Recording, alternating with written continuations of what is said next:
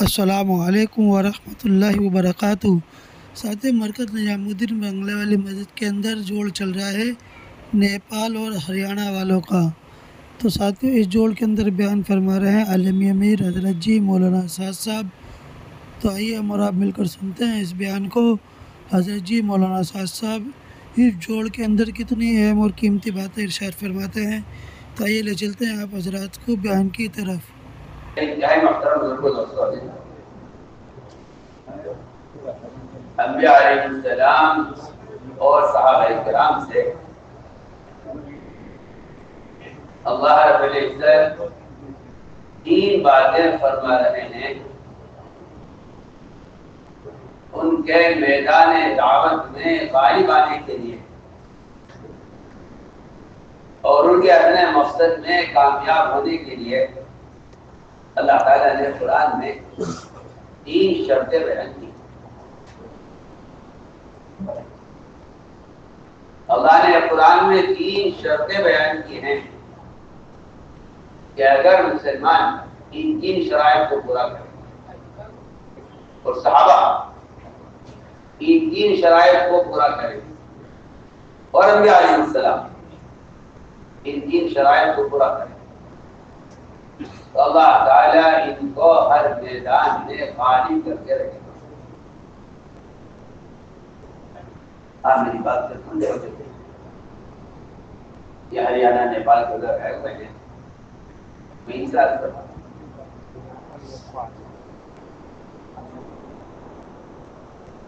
یہ تین شرطیں رکھی اللہ تعالیٰ نے میدانوں میں حق غالب آنے اور باطل کے مغلوب ہونے کے لیے۔ اگر ان میں سے کوئی ایک شرط نہیں پائی جاتی تو اس زمانے کا مسلمان تو مسلمان صحابہ بھی مغلوب ہو گئے، صحابہ بھی مغلوب ہو گئے، دشمن غالب آ گئے۔ یہ تین شرطیں بیان کریں، مجھے تین شرطیں بیان کرنی ہیں کہ میدانوں میں اپنے مقاصد میں کامیاب ہونے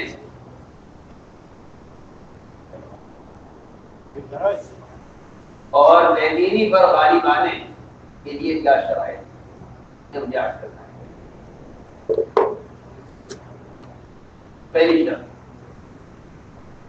پہلی شرط ہے انفرادی دعوت۔ اگر مسلمان انفرادی دعوت پر نہیں ہے، میں قسم آ کر کہہ سکتا ہوں کہ ایسے مسلمان میدانوں میں کبھی بھی اپنے مقصد میں نہ کامیاب ہو سکتے ہیں نہ غالب آ سکتے ہیں، نہیں۔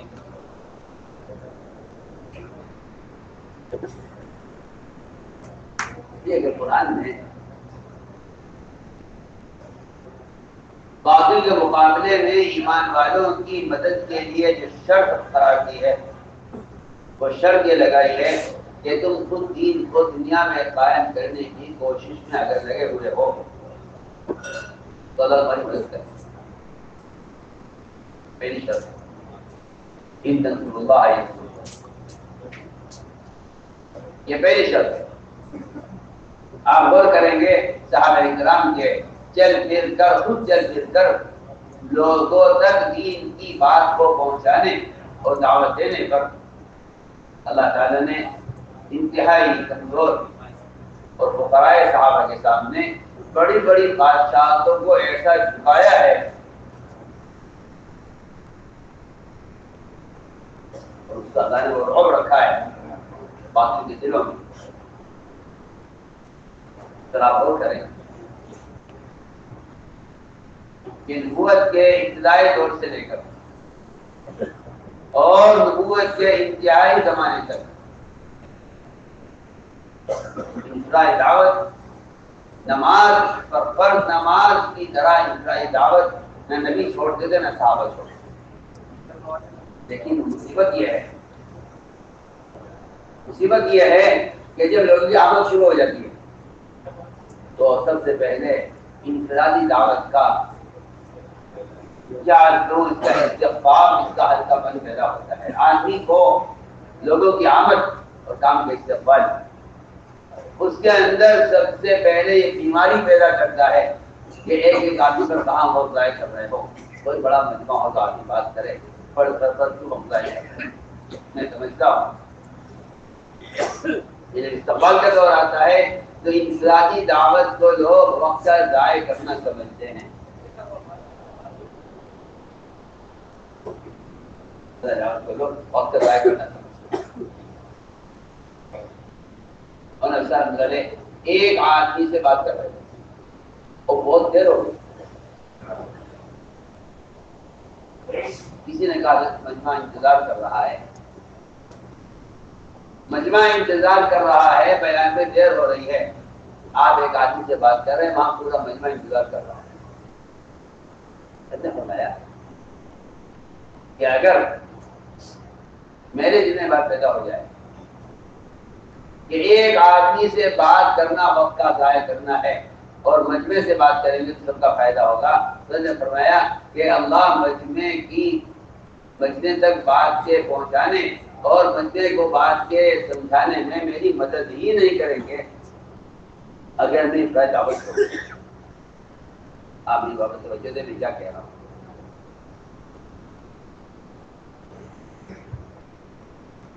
جن لوگوں کے ذہن میں یہ بیٹھ جاتا ہے کہ انفرادی دعوت تو اس لیے تھی تاکہ لوگ جمع ہو جائیں، اور اب تو لوگ جمع ہو گئے ہیں اور استعمال ہونے لگے ہیں، انفرادی دعوت کی کیا ضرورت ہے. حالانکہ میں آج کرنا چاہتا ہوں کہ اجتماعی اعمال میں جو مدد ملے گی وہ صرف انفرادی دعوت سے ملے گی.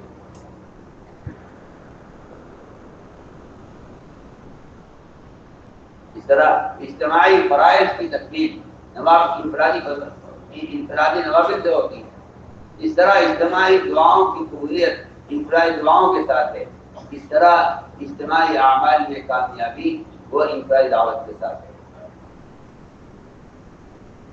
میں سب سے پہلے وصول کر رہا ہوں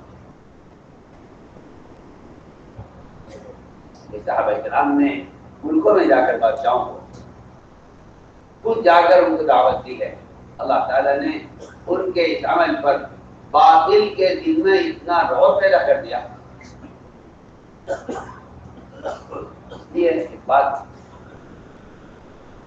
ایک اصول ہے کہ دین کی دعوت کے لیے امت دین کی دعوت کو پہنچانے کے لیے آلات اور ذرائع کا استعمال، آلات اور ذرائع کا استعمال یہ شہرت تو پیدا کر دے گا لیکن نصرت کو بند کر دے گا.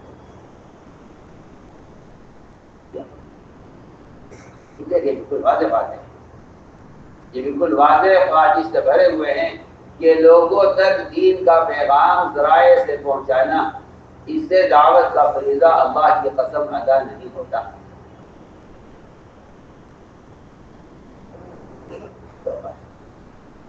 علم تفعل فعل انسان کے بدن کے عمل کو فعل کہا جاتا ہے.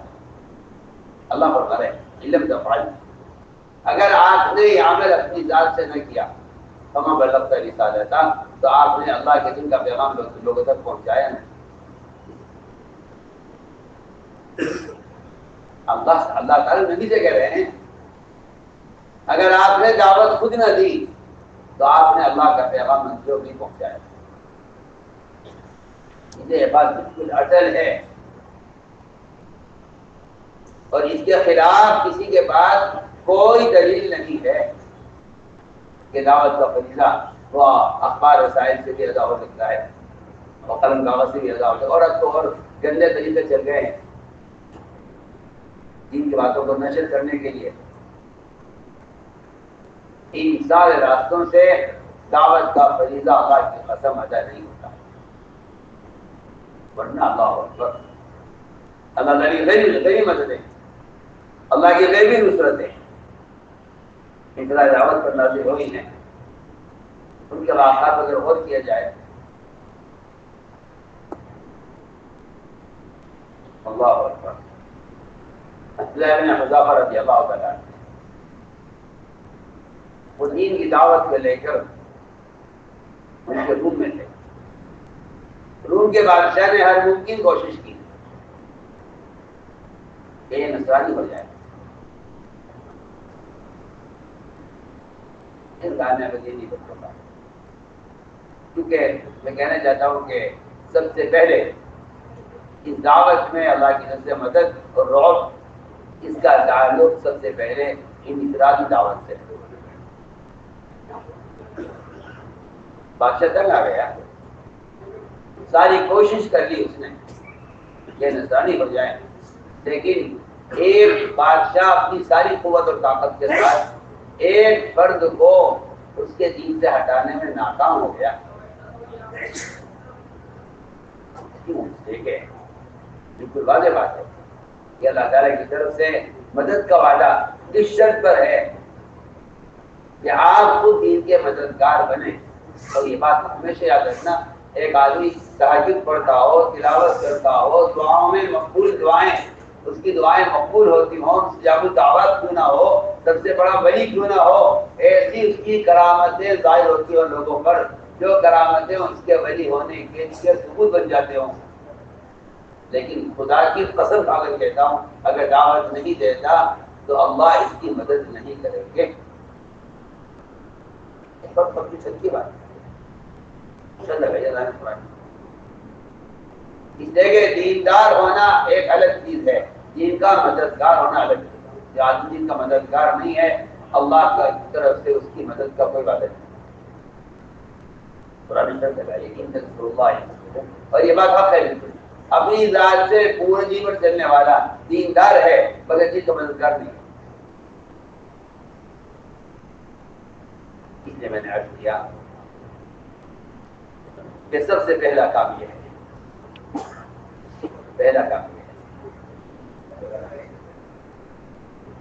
میدان قتال میں اس کے بارے میں ائمہ کا مذہب یہ ہے، کہ اب دعوت کا فریضہ ادا ہو چکا ہے اور دعوت کو قبول نہیں کیا ہے، لہذا اب قتال کا موقع ہے، اب دعوت کا موقع نہیں ہے. ان کو دعوت دی گئی، رد کر دی، جزیہ دیا گیا، اس کو قبول نہیں کیا اور مقابلے پر آ گئے. ائمہ کا مطلب یہ ہے کہ اب دعوت کا فریضہ نہیں ہے، اب تو قتال کا فریضہ ہے. لیکن امام ابو حنیفہ رحمۃ اللہ علیہ کا مذہب سارے ائمہ سے مختلف ہے. وہ یہ کہتے ہیں میدان قتال میں بھی دعوت دینا مستحب ہے.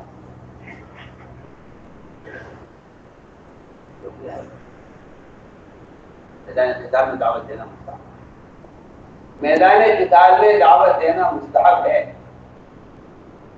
امام صاحب کا مذہب ہے کہ میدان قتال میں دعوت دینا مستحب ہے. اگرچہ آپ خود ان تک بار پہنچا چکے ہیں، بار بار پہنچا چکے ہیں، آپ خود کے نام نبوت کا اکثر وقت 13 سال خود قتال میں، نبوت کی اکثر مدت وہ خوشامد کرنے، دعوت دینے میں لگی ہوئی ہے. لیکن امام صاحب یہ کہتے ہیں کہ میدان قتال میں دعوت دینا مستحب ہے جبکہ دشمن مقابلے پہ ہو.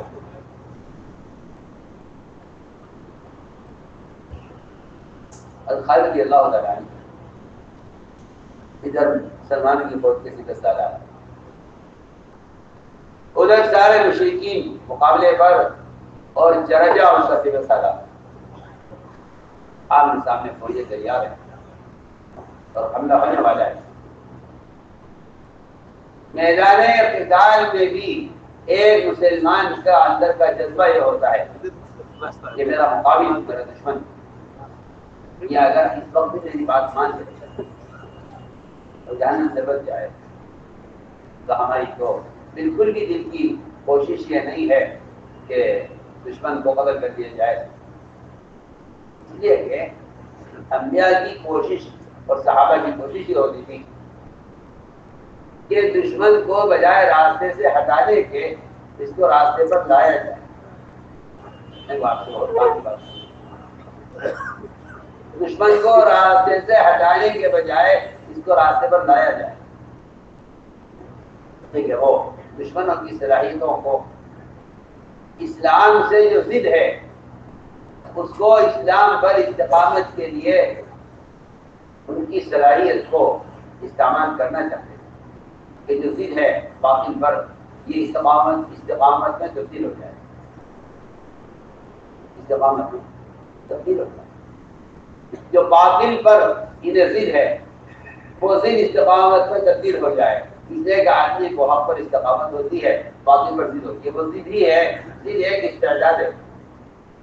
ضد ایک استعداد ہے. ضد ایک استعداد ہے. ضد ایک استعداد ہے جس کو نبی آپ صلی اللہ علیہ وسلم ابو جہل جیسے اسلام اور امت کا فرعون آپ دعاؤں میں اور کوشش میں لگے ہوئے ہیں. اتنے چکر آپ نے لگائے ہیں ابو جہل کے کہ وہ خود کہتا ہے مجھے یاد نہیں کہ بعد کتنی مرتبہ ہے. اور یہ دعا کہ اللہ ابو جہل یا عمر ان میں سے جس کو بھی چاہے جائے تو جی آپ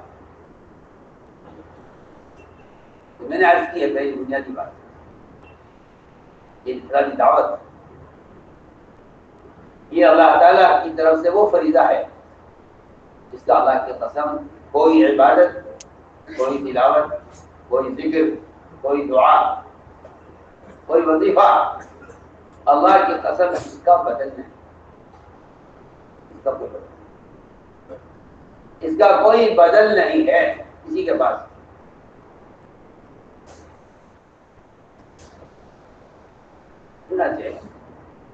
میدان قتال میں خالد یہ خیال آیا کہ اگر یہ بات مان لے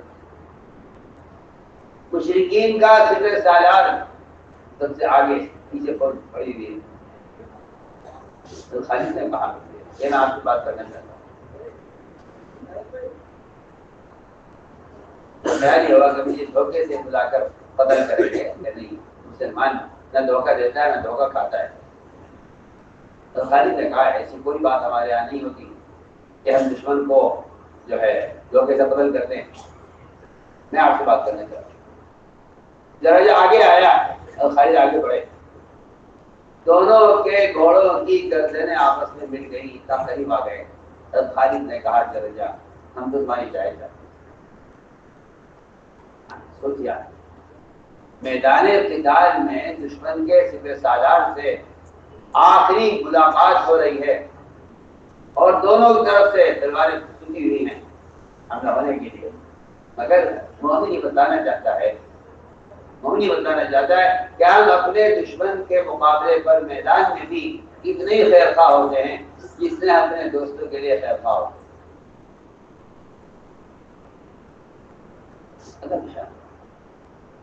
اللہ تعالیٰ ایمان والوں کو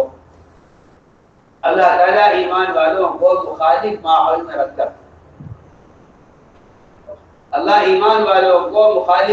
رکھ کر ان کا امتحان لینا چاہتے ہیں کہ یہ اپنے آپ کو دعوت اور تبلیغ کا ذمہ دار کہتے ہیں. ذرا دیکھو تو صحیح ان کے دلوں میں میری مخلوق کے لیے کیا ہدایت کا جذبہ ہے. میں تو آپ کو بے تکلف کہہ رہا ہوں. یہاں سوال اس کا نہیں ہے کہ انہوں نے آپ کو کیا ستایا ہے، انہوں نے آپ کے ساتھ کیا کیا ہے. یہاں سوال اس کا ہے کہ آپ کے دل میں اس وقت ستانے والوں کے واسطے اور اذیت دینے والوں کے لیے آپ کے دل میں ان کی ہدایت کا اور ان کی خیر خواہی کا کیا جذبہ ہے. یہ ایک امتحان ہوتا ہے.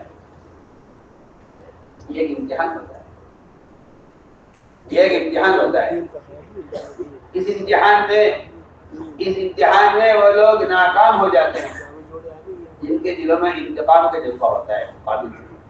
میں بہت کام جو آپ سے کر رہا ہوں. اس امتحان میں وہ لوگ ناکام ہو جاتے ہیں جن کے دلوں میں دشمن سے انتقام کا جذبہ ہوتا ہے. ان کے دلوں میں دشمن سے انتقام کا جذبہ ہوتا ہے. ایسے لوگ اس میدان میں کام کر نہیں سکتے. دل میں انتقام کا جذبہ ہے. اور یہ بات یاد رکھنا، کسی کی ہلاکت کا جذبہ اور اس کی ہدایت کا جذبہ، یہ دونوں جذبے مومن کے دل میں جمع نہیں ہو سکتے. بالکل اللہ تعالیٰ کام میں رکاوٹیں پیدا کر کے یہ دیکھنا چاہتے ہیں کہ دین کی دعوت دینے والے کے دل میں اپنے دشمن کے لیے اور رکاوٹ پیدا کرنے والوں کے لیے کیا جذبہ ہے. میں عرض کر رہا تھا کہ رضی اللہ تعالیٰ نے میدان میں جرجا کو دعوت دی اور اس نے وہی میدان میں اتنی بڑی پیچھے فوج پڑی ہوئی ہے اپنے صبح سالات کے اشارے کے انتظار میں، لیکن جرجا نے اس کی پرواہ کیے بغیر وہی خالد کی دعوت کو قبول کر لیا میدان میں. رضی اللہ تعالیٰ نے اسے وہی کلمہ پڑھایا، اسے اپنے ساتھ لیا، اپنے خیمے میں لے جانے تک جرجا کو نماز کا طریقہ سکھلا دیا کہ نماز کیسے پڑھی جاتی ہے، اور اپنے خیمے لے جانے تک اسے نماز کا طریقہ بتاتے گئے، یہاں تک کہ خیمے لے جا کر اسے غسل کرایا اور اسے 2 رکعت نماز پڑھوائی. اس پر جرجا نے نماز پڑھ کے فارغ ہوا تھا. پچھلے فوج نے حملہ کیا، اس میں شہید ہوئے. ایک قدم ان کا اسلام میں، 2 قدم ان کا جنت میں. انہیں نماز کا کوئی فریضہ نہیں مل سکا دنیا میں. یہ میں کہنا چاہتا ہوں کہ یہ تھا انتہائی دعوت کا مقام. صحابہ خطرات میں اور میدان قتال میں دعوت کو کیسا مقدم رکھتے تھے. حضور اکرم صلی اللہ علیہ وسلم نے یہ ارادہ فرمایا ہجرت کا اور مشورہ کیا کدھر سے جانا ہے. صحابہ نے عرض کیا کہ ایک راستہ تو یہ ہے، ایک راستہ یہ بھی ہے، مگر یہ راستہ بڑا خطرناک راستہ ہے. اس راستے میں ڈاکو رہتے ہیں اور ہر گزرنے والے کو لوٹتے ہیں. رضی اللہ تعالیٰ عنہ سارا گھر کا مال سمیٹ کر لے کر چل رہے ہیں، کچھ نہیں چھوڑا. اس آدمی کو معلوم ہے کہ اس راستے میں ڈاکو رہتے ہیں، ہر گزرنے والے کو لوٹتے ہیں، اور وہ سارا مال لے کر چل رہا ہو. پہلا بتاؤ تو صحیح، کیا یہ ڈاکو کا راستے اختیار کرے گا؟ کون عقلمند ہوگا یہ سارا مال لے کر نکل رہا ہو اور ڈاکوؤں کا راستہ بال ارادہ ڈاکوؤں کا راستہ اختیار کرے؟ صحابہ نے کہتے ہیں یہ راستہ خطرناک ہے، اس میں ڈاکو رہتے ہیں. فرمایا ہمیں ڈاکوؤں کے راستے سے ہی جانا ہے. کیوں؟ اس لیے کہ نہیں ڈاکو کو دعوت دے. سنجھیے آپ، کیا جو راستہ معمول ہے کیا اس میں لوگ نہیں ملیں گے؟ کیا ان کو دعوت دی جا سکتی؟ کیا ضروری ہے کہ آپ ڈاکوئی کو دعوت دینے کے لیے ڈاکو کا راستہ اختیار کر کے ایک خطرے کا راستہ اختیار کریں جس میں آپ کی جان کو بھی خطرہ ہوگا، مال کی بھی خطرہ ہوگا؟ اس لیے کہ انبیاء اور صحابہ کو اس بات سے اطمینان ہوا کرتا تھا کہ اللہ تعالیٰ نے دین کا پیغام پہنچانے والوں کی حفاظت کا بھی وعدہ کیا ہے، اور اللہ نے اس کا بھی قرآن میں صاف اعلان کر دیا کہ جو لوگ اللہ کے دین کا پیغام لوگوں تک خود پہنچائیں گے. میں بار بار خود کہہ رہا ہوں تاکہ آپ کے اخبار، رسائل، موبائل ان سب کا صاف انکار ہو جائے اور آپ یہ سمجھ لیں کہ اس طرح نماز پڑھنے کے لیے بدن کا استعمال شرط ہے، اس طرح دعوت دینے کے لیے، دین کی دعوت کے لیے بدن کا استعمال شرط ہے. صاف سیدھی باتیں. کوئی انکار کرتا ہے تو اس کی بیچاری کی اپنی بے عقلی ناسمجھی کی بات ہے. اگر کوئی انکار کرتا ہے چھپا ہوا ہے کسی ذریعے سے دین کی دعوت دینا ایسا ہے جیسا پانی ہوتے ہوئے آدمی تیمم کر لے، اس کا تیمم باطل ہوگا، اس کی نماز ادا نہیں ہوگی، گناہ گار ہوگا کہ اس نے پانی ہوتے ہوئے تیمم کیا ہے، تیمم باطل ہوگا. چھپا ہوا ہے. کوئی ایسے کوئی جاہلانہ ملفوظ نہیں ہے جن کے بارے میں آدمی کہہ دے کہ ایسا نہیں ہو سکتا، ویسا نہیں ہو سکتا.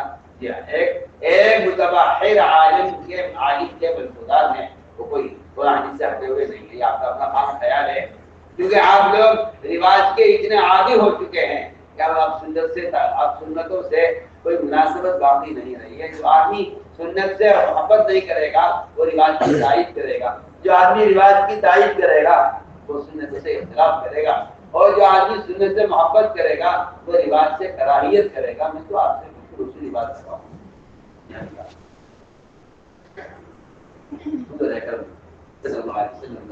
اللہ نے وعدہ کیا ہے، نبی سے بھی جو وعدہ کیا ہے عام مسلمانوں سے وعدہ کیا ہے،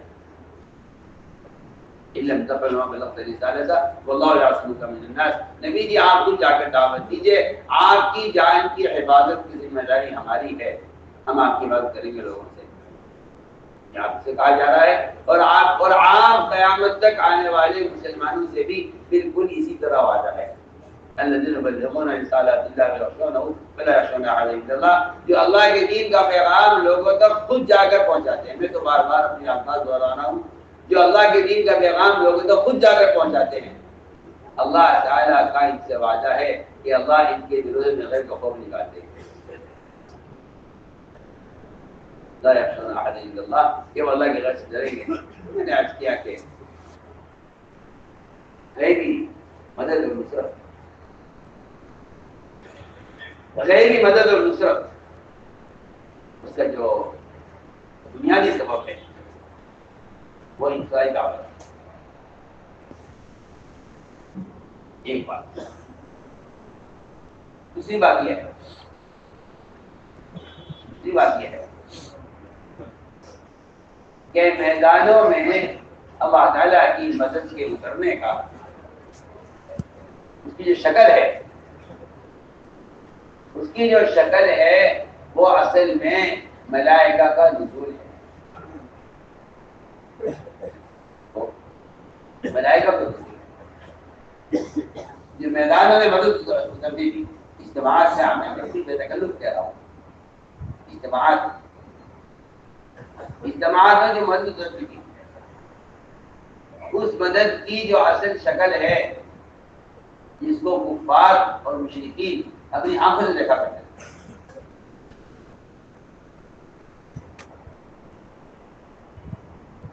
کفار مشرکین اپنی آنکھوں سے دیکھا کرتے تھے، بلکہ بعض مواقع تو ایسے ملتے ہیں جہاں صحابی فرشتے کو نہیں دیکھ رہے اور صحابی کو فرشتہ نظر نہیں آ رہا ہے، مشرک کو فرشتہ نظر آ رہا ہے۔ عباس کو جب فیل کیا گیا، دو تین دن کے تھے، ایک بستہ چھوٹے قد کے صحابی نے ان کو باندھا ہے، وہ یہ کہتے تھے کہ مجھے اس نے نہیں باندھا ہے، وہ صحابی کہتے تھے میں نے باندھا ہے، میرے علاوہ کوئی نہیں تھا، میں اکیلا تھا جس نے عباس کو باندھا ہے۔ عباس کہتے ہیں نہیں، میں اتنا لمبا چوڑا آدمی تیرے قبضے میں کہاں آ جاتا، تیرے ساتھ ایک بہت طویل آدمی تھا اور بہت طاقتور تھا جس کے ہم مقابلہ نہیں کر سکتا تھا، تیرے ساتھ وہ دوسرا تھا۔ شاہ صحابی کہہ رہے ہیں میں اکیلا تھا، مشرک کہہ رہا ہے نہیں آپ خدا کے کون تھا۔ آپ سمجھیے کہ ایک مشرک کو تو شرک کی حالت میں اللہ کا فرشتہ نظر آ رہا ہے، لیکن ایک صحابی کو فرشتہ نظر نہیں آ رہا، وہ بار بار کہہ رہے میں نے اکیلے مانگا ہے۔ آپ نے فرمایا صحابی سے کہ نہیں، تمہارے ساتھ ایک فرشتہ تھا جو عباس کو باندھنے میں تمہاری مدد کر رہا تھا، تم اس کو نہیں دیکھ رہے تھے، عباس اس کو دیکھ رہے تھے۔ میدانوں میں اللہ تعالیٰ کی طرف سے سکینہ اترتا تھا، میدانوں میں جو سکینہ اترتا تھا، اس سکینے کے لیے کچھ شرائط تھی، اس سکینے کے لیے کچھ شرائط تھی۔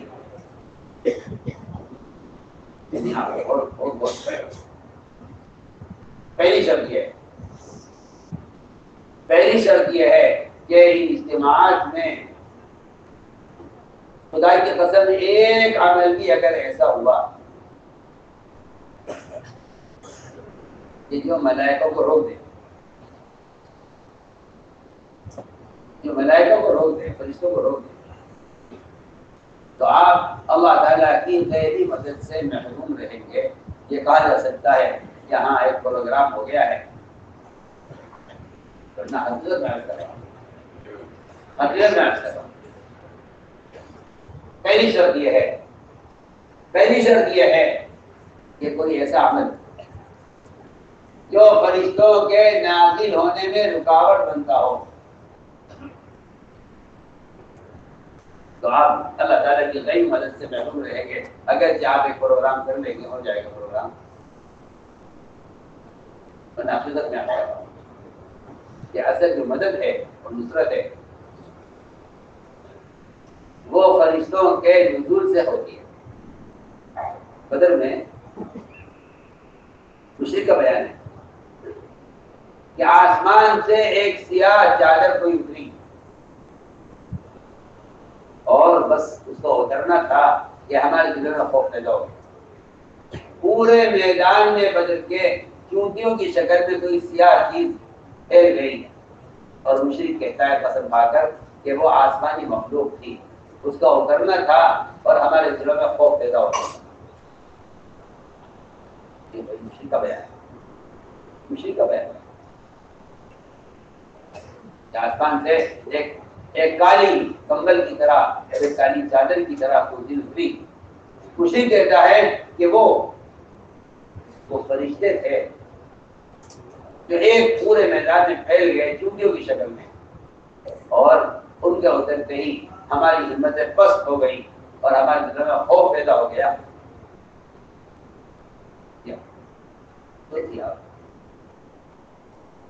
فرشتوں کا نزول، فرشتوں کا نزول دو جگہ ملتا ہے، ایک میدانوں میں اجتماع میں اور ایک مسجدوں میں ذکر اور اللہ تعالیٰ کے احکام کے جو حلقے لگتے ہیں، تلاوت اور مسائل اور فضائل کے جو حلقے لگتے ہیں، یہ فرشتوں کے نزول کا ایک سبب یہ ہے۔ اور ایک سبب فرشتوں کے نزول کا جو ملتا ہے وہ میدانوں کے اجتماعات میں، میدانوں میں جو اجتماعات ہوتے ہیں وہاں فرشتوں کا ملتا ہے۔ بڑی سیرت تو آپ کو صرف دو جگہ آپ کو فرشتوں کا نزول ملے گا، سب سے زیادہ جو نزول ملے گا فرشتوں کا بڑی تعداد میں، وہ ملے گا دو موقعوں پر۔ ایک مسجدوں میں مسائل اور فضائل کے حلقے، اور دوسرے میدانوں کے اندر، میدانوں میں اللہ کے بندوں کو اللہ سے جوڑنے کی کوشش میں باپ بچوں کا نزول ملے گا۔ میں نے عرض کیا کہ اللہ تعالیٰ کی غیبی نصرت جو ملائکہ کی شکل میں نازل ہوتی ہے، لیکن میں نے عرض کیا کہ اس کے لیے کچھ شرائط ہیں، کے لیے کچھ شرائط ہیں، اس کے لیے کچھ شرائط ہیں۔ پہلی شرط میں آپ عرض کرتا ہوں، اس زمانے میں مسلمانوں میں ایک بیماری پیدا ہوئی ہے، اور اس بیماری میں اچھے پڑھے لکھے لوگ بیچارے اس بیماری میں مبتلا ہے، بیماری کے اندر مبتلا ہے۔ اس زمانے میں مسلمانوں ایک بیماری پیدا ہوئی ہے، اس بیماری میں اچھے پڑھے لکھے لوگ مبتلا ہیں۔ وہ بیماری ہے منکرات کو مختلف ہی بنانا، اور اس کی وجہ یہ ہے کہ جو گناہ مسلمانوں میں عام ہو جاتا ہے، لوگ دلائل تلاش کرتے ہیں کہ یہ گناہوں کی فہرست سے کسی طرح نکل جائے۔ میں آپ سے بہت بنیادی بات کر رہا ہوں، یہ گناہ کسی طرح گناہ کی فہرست سے نکل جائے۔ میں بالکل بے تکلف کہتا ہوں، چاہے وہ خط بخاری کی جلسے ہوں مدارس ہو، چاہے وہ مساجد میں کہہ رہا ہوں مساجد میں، چاہے وہ مساجد میں جو ہے دینی پروگرام ہو، چاہے وہ میدانوں میں اجتماعات ہوں، خدا کی قسم جہاں تصویر ہوگی وہاں خدا کی قسم فرشتہ نہیں اترے گا.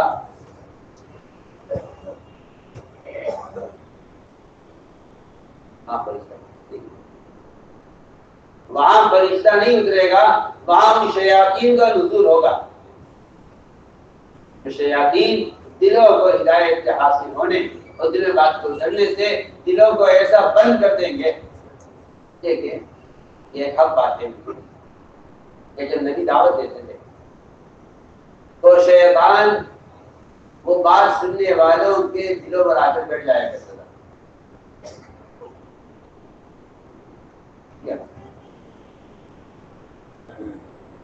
شیطان کا کام اتنی بات کریں اس وقت تم شیاطین کا کام یہ تھا کہ وہ اس وقت بات سننے والوں کے دلوں پر بیٹھ جاتے تھے تاکہ باتیں نہ کر سکے.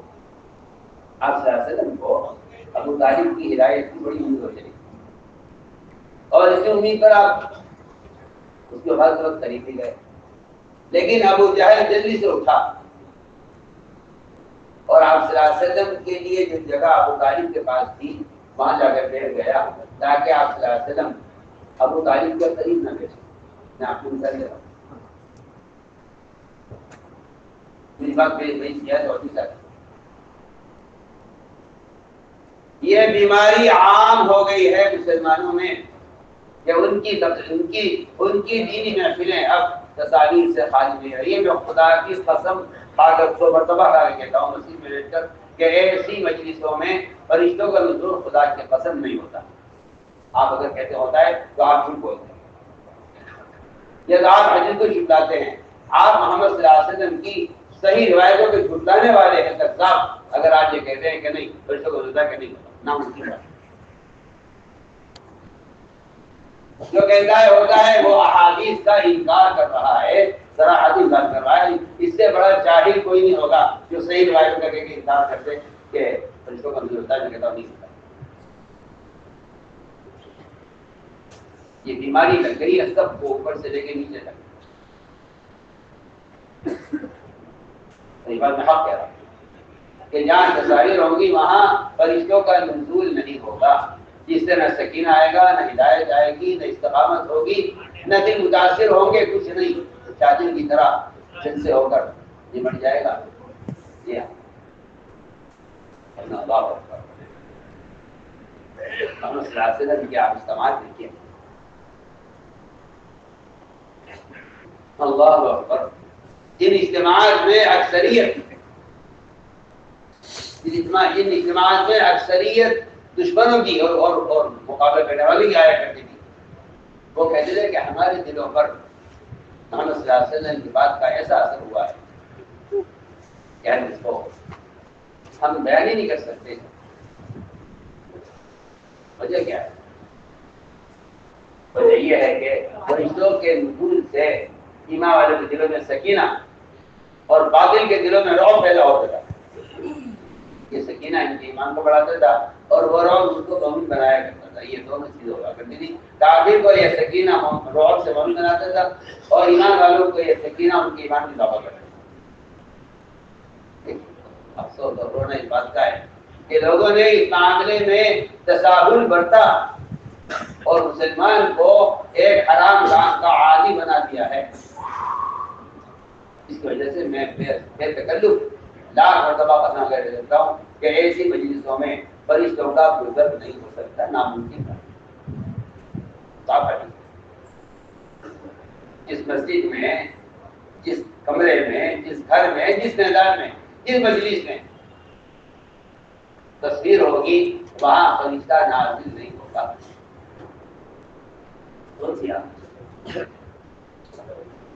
ابراہیم اللہ تعالیٰ کی طرف سے قرآن کی آیات اور ضروری احکام، اس کے بعد جب آپ صلی اللہ علیہ وسلم منتظر ہوتے تھے کہ جواب چاہیے، سائل پڑا ہوا ہے، سوال کر کے کہ اللہ سے پوچھ کے بتا دیجیے فلاں مسئلے میں ہم کیا کریں. سائل منتظر ہوتا تھا، آپ صلی اللہ علیہ وسلم وحی کا انتظار کرتے تھے. لیکن جبرائیل وحی لے کر آئے ہوئے ہیں اور گھر سے باہر کھڑے ہوئے ہیں. آپ انتظار کر رہے ہیں جتنے بات پڑے ہوئے ہیں، آپ بات نہیں لائے جبرائیل کیا بات ہے، تو اندر بھی نہیں آئے، ہمیشہ آتے تھے، ہمیشہ آیا کرتے تھے، آج کی کیا بات ہو گئی کہ نہیں جی عبداللہ بات یہ ہے گھر آپ کا ہو یا کسی کا ہو، ہم ایسے گھر میں داخل نہیں ہوتے جہاں تصویر ہوتی ہے۔ مجھے حیرت ان لوگوں پر ہے جو ان ساری احادیث کو بھلا کر اور ان سارے حقائق کو کچل کر وہ اس چکر میں ہیں کہ یہ یوں نہیں ہے، یہ یوں ہے، یوں نہیں ہے، یہ یوں ہے، یہ بیچارے جھوٹی تعویلات کر کے ان ساری شرائط کو ختم کر رہے ہیں جو اصل ملائکہ کے نزول کی کے اسباب تھے۔ میں بہت نئی بات آپ کو صاف رائے تھے، جبریل نے کہا کہ ہم جو ایسے گھر میں داخل ہوتے ہیں، چاہے وہ نبی کا کرو چاہے وہ اللہ کا کرو، میں اس کی مثال پیش کروں گا، گھر نبی کا ہو یا اللہ کا ہو، ہم تو ایسے گھر میں داخل نہیں ہو سکتے جہاں تصاویر ہوتی ہے۔ اب میں میرے گھر میں نہیں کہ نہیں، آپ کے گھر کے دروازے پر پردہ پڑا ہوا ہے، اس پردے پر چھوٹی چھوٹی تصویریں گھوڑے کی بنی ہوئی ہیں، اور ہم ایسے گھر میں داخل نہیں ہوتے، آپ نے فوراً پردہ اتارا اور اس کو پھاڑا،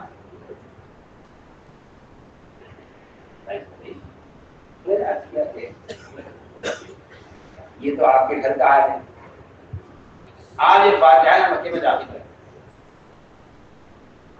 بیت اللہ کے دروازہ ان کی چابی آپ کے ہاتھ میں، آپ کا دروازہ کھولا، لیکن آپ مکہ کے موقع پر بیت اللہ میں داخل نہیں ہوئے، دونوں چوگڑ پر ہاتھ رکھ کر آپ کھڑے رہے تو میں کہتا آپ کون روکنے والا ہے اندر داخل ہوگی؟ میں کہ عمر میں ایسے گھر میں داخل نہیں ہوتا اس میں تصویریں ہوں، بیت اللہ کے اندر ان کے معبودوں کی، ان کے دیوتاؤں کی تصویریں بنی ہوئی ہیں، میں اندر داخل نہیں ہوتا، اللہ کا گھر ہے، اللہ کا گھر ہے جس کا طواف ہوتا چلا آ رہا ہے، آپ نے سے پہلے طواف کیا ہے بیت اللہ کا، خود رکھے ہوئے تھے، لیکن آپ داخل ہوئے، میں کہ نہیں عمر میں داخل نہیں ہوگا، اس لیے کہ دیواروں پر تصویریں ہیں۔ عمر رضی اللہ تعالیٰ نے آپ تشریف رکھے بعد آپ کو باہر بٹھایا، عمر رضی اللہ گرم پانی اور خون لے کر آئے اور لا کر بیت اللہ میں جو تصویریں بنی ہوئی تھی دیواروں پر ان کو سب کو رگڑ کے صاف کیا، جب سب کی مٹ گئی صاف ہو گئی، آ کر کے اللہ آپ تشریف لائیے جو تصویریں کی جو سب صاف کرتی ہیں، تب آپ اندر داخل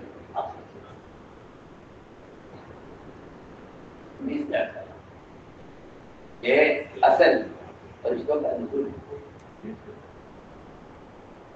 فرشتوں کا نزول جس سے امام علیہ کے دلوں میں سکینہ نازل ہوتا تھا، سکینہ اترتا تھا اور دشمن کے دلوں میں رعب اترتا تھا، یہ رعب ان کی ہدایت کا ذریعہ بنتا تھا اور یہ سکینہ ان کے ایمان کے بڑھنے کا سبب ہوا۔ پہلی شرط، پہلی بات، کیونکہ یہ اجتماعات یہ تو اصل دین میں حصہ ہے۔ میں نے عرض کیا کہ ایک بنیادی بات یہ ہے کہ ہر اس چیز سے اپنے آپ کو بچاؤ جو فرشتوں کے نزول میں رکاوٹ بنتی ہے۔ دوسری بات یہ ہے کہ قرآن یہ کہتا ہے اذا لقیتم فئۃ فاثبتوا، کہ جب تمہارا کسی کے ساتھی اجتماع ہو، میں اس کو اجتماع کہہ رہا ہوں، اذا لقیتم فئۃ، اذا لقیتم فئۃ، کہ جب تمہارا کوئی بھی اجتماع ہو کسی کے ساتھ، پہلا کام تو یہ قرآن کہہ رہا ہے بس رکوع، یہ کام جم کر کرنا، اور دوسری بات قرآن یہ کہہ رہا ہے وَاذْكُرُوا اللَّهَ كَثِيرًا لَعَلَّكُمْ تُفْلِحُونَ، اور اللہ کا ذکر بکثرت کرنا تاکہ تم اپنے مقصد میں کامیاب ہو جاؤ۔ اذا لقیتم فئۃ فاثبتوا واذکروا اللہ کثیرا لعلکم تفلحون، کہ اللہ کا ذکر کثرت سے کرنا تاکہ تم اپنے مقصد میں کامیاب ہو جاؤ۔ ابو بکر صدیق رضی اللہ تعالیٰ عنہ جب کوئی جماعت روانہ فرماتے ہیں میدان کی طرف، تو یہ فرمایا کرتے تھے کہ دیکھو اگر تم نے دو کام زیادہ کیے، اگر تم نے دو کام زیادہ کیے، ایک قرآن کی تلاوت، ایک قرآن کی تلاوت، اور دوسرا رات کا قیام اور تہجد، اگر تم نے یہ دو کام زیادہ کیے ان اجتماعات میں تو تم اپنے مقصد میں کامیاب ہو جاؤ۔ قرآن کی آیت بھی بتا رہی ہے اذا لقوا فئة فاثبتوا، اور آگے قرآن کی آیت اور بتا رہی ہے کہ نبی جی ان اجتماعات میں جو تقاضے ہیں وصولیابی کے، لوگوں کے قلوب کو حق کی طرف پھیرنے کے، لوگوں کو کفر و شرک سے نکال کر اللہ تعالیٰ کے احکام اور اس کی اطاعت پر لانے کے جو بڑے بڑے کام ہیں، جو آپ کو پورے دن بڑے بڑے کارنامے انجام دینے ہیں، اس میں کامیابی جو ملے گی وہ رات کے قیام سے ملے گی۔ اشد وقار وقف مطیلا ان لک من النار سبحا طویلا، اس کا معلوم ہوتا ہے اس آیت سے کہ دن بھر دعوت کے کارناموں میں جو مدد ملتی ہے وہ اصل رات کے قیام سے ملتی ہے، رات کے قیام سے دن بھر دعوت کے کام میں جو مدد ملے گی وہ رات کے قیام سے ملے گی۔ یہ قرآن جسے کہہ رہا ہے تو دو جگہ، اور اس چیز کا جب بیان بھی یہ بتا رہا ہے کہ اجتماعات میں یہ دو چیزیں، ایک قرآن کی تلاوت اور دوسرے رات کا قیام، اور اس چیزیں اگر خطبے میں بات کا کہ نکلنے والی جماعتوں کو اس کی تاکید ہوتی ہے۔ قرآن بھی یہ کہہ رہا ہے اذا لقوا فئة فاثبتوا واذكروا الله كثيرا لعلكم تفلحون، کہ جب تمہارا کسی کے ساتھ اجتماع ہو تو تم یہ دو کام میدان میں زیادہ کرنا، ایک قرآن کی تلاوت اور دوسرا رات کا قیام۔ میں نے عرض کیا کہ یہ شرائط ہے اللہ تعالیٰ کی طرف سے نئی حضور کے آنے کی، قرآن اور حدیث میں صاف بیان ہے۔ دوسری شرط یہ ہے، دوسری شرط یہ بنیادی کہ جو عملہ میدان میں اترا ہے کام کے لیے، اس کے اندر تین چیزیں ہونی چاہیے۔ پہلی بات تو یہ ہونی چاہیے کہ یہ پورا کا پورا مجموعہ ایک فکر پر مجتمع ہو، ایک فکر پر مجتمع۔ اگر ان کی فکریں مختلف ہیں، ان کی فکریں اگر مختلف ہیں تو یہ میدان میں مغلوب ہو جائیں گے اور ناکام ہو جائیں گے۔ اگر ان کی فکریں مختلف، اگر ان کی فکریں ایک نہیں ہیں، ان کی فکریں مختلف ہیں۔ میں آپ کو اس کی مثال دیتا ہوں اور دو مثالیں پیش کرتا ہوں، ایک قرآن سے ایک حدیث سے۔ آپ توجہ دیں گے، یہ ہریانہ والے بھی اور نیپال والے بھی۔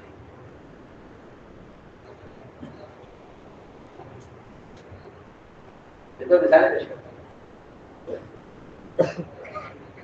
کہ جو لوگ دعوت کی نسبت پر کوئی اجتماع کرنے جا رہے ہیں،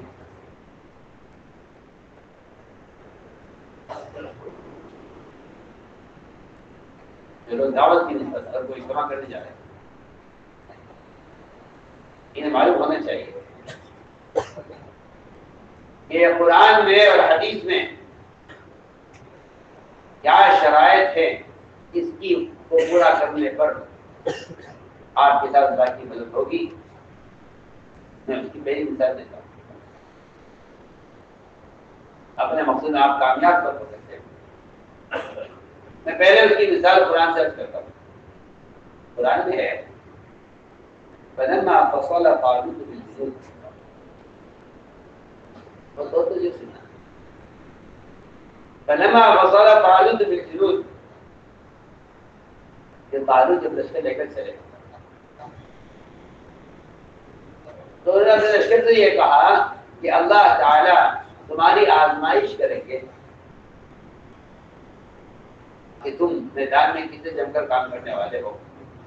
اللہ تمہاری آزمائش کریں گے اور وہ آزمائش اس طرح ہوگی کہ تم ایک نہر کے پاس سے گزرو گے جس کا پانی صاف شفاف ہوگا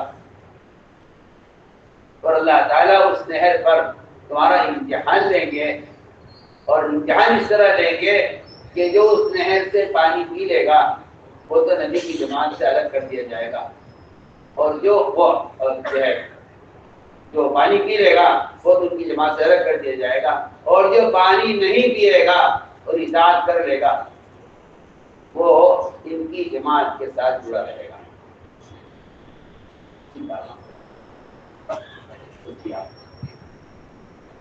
ابتلا اور امتحان ایسی چیز پر ہو رہا ہے جو انسان کی فطری تقاضا ہے. کیا میری بات بہت توجہ سے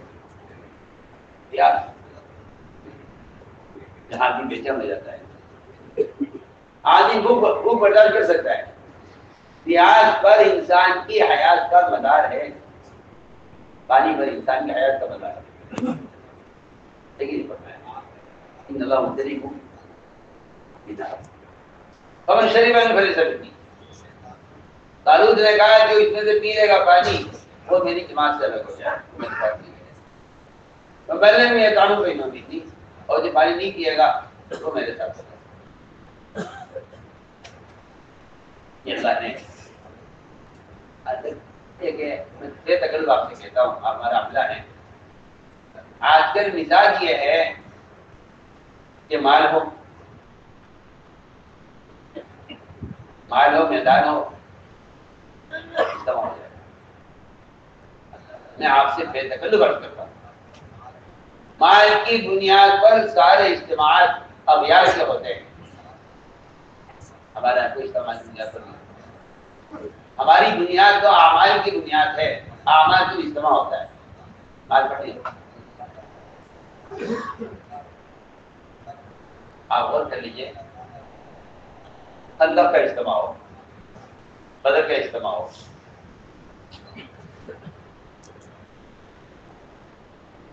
بہت کا اجتماع ہو,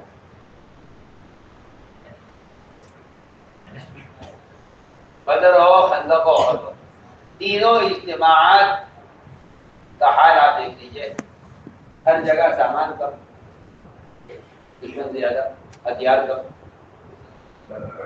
دشمن زیادہ مسلمان کم, دشمن مضبوط مسلمان کمزور.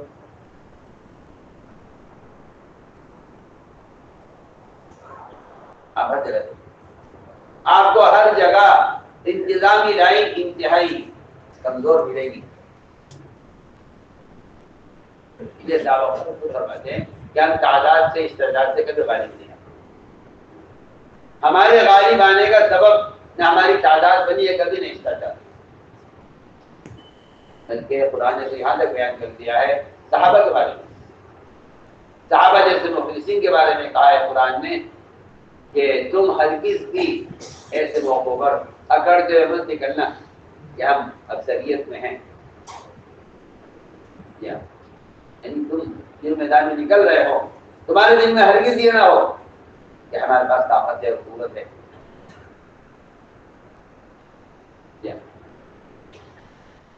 یہ قرآن صاف کہہ رہا ہے کہ کئی میدان میں نکلتے ہوئے یہ خیال نہ کرنا کہ ہماری طاقت ہے, ہماری اکثریت ہے.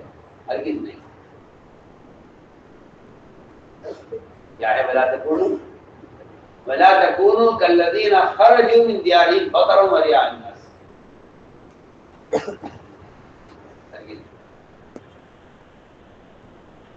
بلکہ قرآن نے یہ کہا ہے کہ اگر تمہیں میدان میں اس کا خیال آ جائے کہ ہم اکثریت پہ ہیں تو قرآن یہ کہتا ہے صحابہ کے بارے میں کہ تمہیں اکثریت کے گھمنڈ نے اور اکثریت کے خیال نے تمہیں کوئی فائدہ نہیں دیا. یہ قرآن کی آیت کا میں نے مکمل کیا. تمہیں اکثریت کے گھمنڈ نے کوئی فائدہ نہیں دیا. حالانکہ وہ مخلصین صحابہ تھے. صاحب کہا ہے قرآن نے اذا عجبتکم کثرتکم، تمہیں تعجب میں ڈال دیا تمہاری اکثریت کے خیال میں، اور اس اکثریت نے تمہیں کوئی فائدہ نہیں دیا. زمین تم پر میدان تنگ ہو گیا اور تمہیں میدان چھوڑ کر بھاگنا پڑا، اس لیے کہ تمہارا خیال اپنے عقیدے کی طرف چلا گیا تھا. وہ بات یہ ہے کہ جو آدمی اپنے ذوق کا اقرار کرتا ہے اللہ کے سامنے، اللہ تعالیٰ اس کی دستگیری فرماتے ہیں، اور جو اپنی طاقت کا مظاہرہ کرتا ہے اللہ تعالیٰ اس سے ہاتھ کھینچ دیتے ہیں. میں نے عرض کیا کہ بہت کام کی بات آپ سے کہا، اللہ تعالیٰ امتحان لیتے ہیں. اس امتحان میں اکثر فیل ہو گئے. افسر نے پانی پی لیا، نئے تو گزر کے ہوئے. جب مقابلہ ہوا، اجتماع ہوا، تو اس میں سب پانی پینے والوں نے کہا کہ ہمارے اندر تو کام کی طاقت ہے نہیں اور ہم تو واپس جا رہے ہیں. ہمارے اندر تو طاقت نہیں ہے تقاضے پورے کرنے کی، اور یہ تو یہیں سے واپس ہو گئے. میں آپ کو بہت قرآن قصہ ہوا تھا. جنہوں نے پانی پی لیا تھا ان سب نے کہا کہ ہمارے اندر طاقت نہیں ہے تقاضوں کو پورا کرنے کی. اور وہ تھوڑے سے لوگ تعلق کے ساتھ تھوڑے سے لوگ رہ گئے جنہوں نے ان کی اطاعت کی اور پانی نہیں کیا. اللہ نے چھوٹی سی جماعت کو ایک بڑے لشکر پر بڑے بڑی طاقت پر غالب کر دیا. یہ پورا قصہ اس پر ہے کہ پانی پینے والے تو ہار گئے اور تقاضوں سے انکار کر گئے اور پیچھے ہٹ گئے، اور جنہیں پانی نہیں پیا تھا وہ اپنے امتحان میں کامیاب ہوئے، اور وہ چھوٹی سی جماعت وہ تعلق کے ساتھ تعلق کا غالب آ گئی. میں نے عرض کیا کہ یہ تو قرآن کہہ رہا ہے. ادھر یوشع بن نون انہوں نے تشکیل کی. کیا ہوتی اجتماع ہے ہمارے ساتھ کون کون چلے گا؟ دنیا اجتماع ہے ہمارے ساتھ کون کون چلے گا؟ تشکیل یوشع بن نون نے، اور بڑی عجیب و غریب تشکیل. یہ کہا ایک اجتماع ہے، بتائیے اس اجتماع کے تقاضے پر ہمارے ساتھ کون کون چلے گا؟ تم تیار ہو گئے؟ انہوں نے کہا کہ دیکھیے میرے ساتھ چلنے میں ایک تو وہ آدمی ہرگز میرے ساتھ نہیں جائے گا جس نے اونٹنیاں خریدی ہیں حاملہ، ان کے بیٹے بچے ہیں، وہ میرے ساتھ نہیں جائے گا. دوسرے وہ شخص اس نے مکان کی دیواریں کھڑی کر لی ہیں، ابھی چھتری ڈالی ہے، وہ میرے ساتھ نہیں جائے گا. تیسرے وہ شخص اس نے نکاح کر لیا ہے، ابھی رخصتی نہیں ہوئی لڑکی کی، بیوی گھر میں نہیں آئی ہے، ابھی نکاح ہو چکا ہے، وہ بھی میرے ساتھ ہرگز نہیں جائے گا.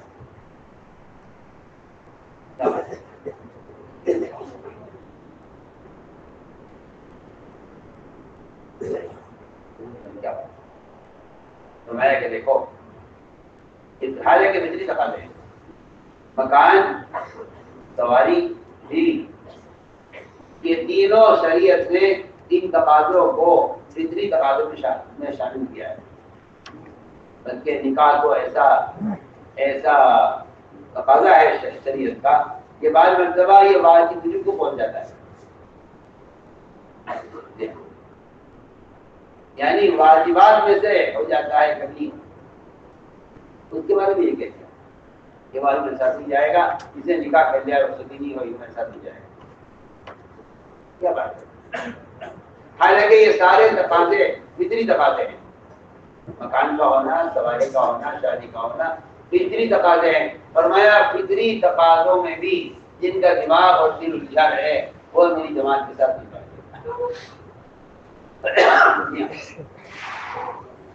میرے ساتھ نہیں جائیں گے. جنہوں نے ارادہ شادی کر لی ہے, نکاح کیا ہے, رخصتی نہیں ہو رہی, ہم نے روٹیاں خریدی ہیں اور مکان کی دیواریں کھڑی کی چھت ڈالی ہے, یہ میرے ساتھ ہرگز نہیں جائیں گے. یعنی روایت کے اندر تاکید کے ساتھ ہے, نہ یہ بات نہیں, ہرگز نہیں. سب کیا بات فرمایا کہ اس کا اجتماع کے دنوں میں اس کا ایک جائز چیز کو سوچنا, جائز چیز کو سوچنا, یہ اس کی اجتماعی فکر کو متاثر کرے گا. جائز چیز کو سوچنا اجتماع کو متاثر کرے گا. یہ ہوگا اجتماع میں, مگر یہ سوچ رہا ہوگا کہ بیوی کا پروسیس ہوگی. یہ ہوگا اجتماع میں, سوچ رہا ہوگا کہ اردو بچے دیے نہیں دیے. یہ ہوگا اجتماع میں, مگر سوچ رہا ہوگا کہ اس کے مکان کی چھت پڑ جاتی, وہ دیواریں کہیں گر نہ جائیں, ضائع نہ ہو جائیں.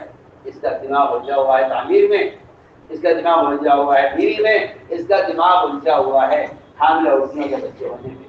ہمارا کہنا چاہتے ہیں کیا ہوا. اللہ اکبر. ایسی جماعت تشکیل ہوئی,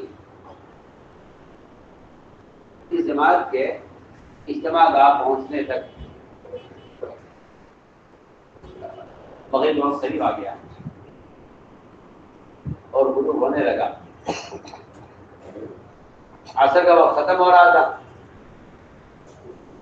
عصر کا وقت ختم ہونے کے قریب تھا, عصر کا وقت ختم ہونے کے قریب تھا.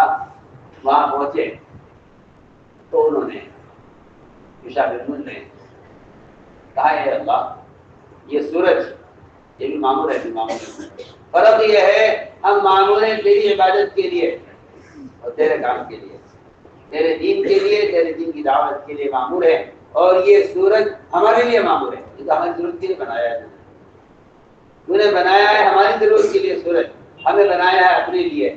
جب تک ہم اس اجتماع سے فارغ نہ ہو جائیں اور تبادلے فارغ نہ ہو جائیں, اس وقت تک یہ سورج حرکت نہ کرے, کیونکہ ہمیں اثر اس کے بعد پڑنی ہے.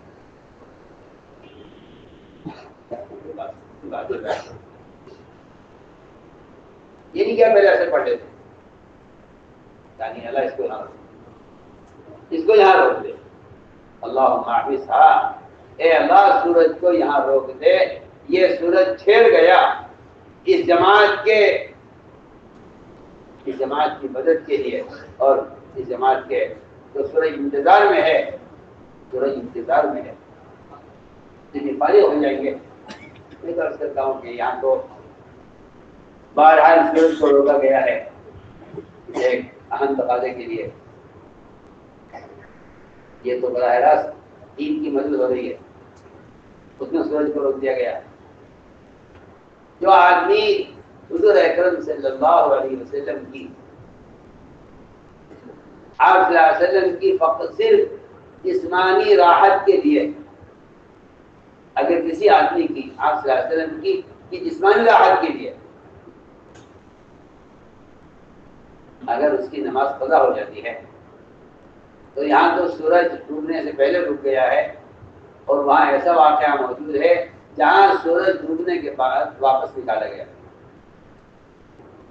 آپ صلی اللہ علیہ وسلم ایک غزوہ سے فارغ ہو رہے, بہت تھکے ہوئے تھے. حضرت علی نے بولا علی یہاں آؤ, علی یہاں آؤ.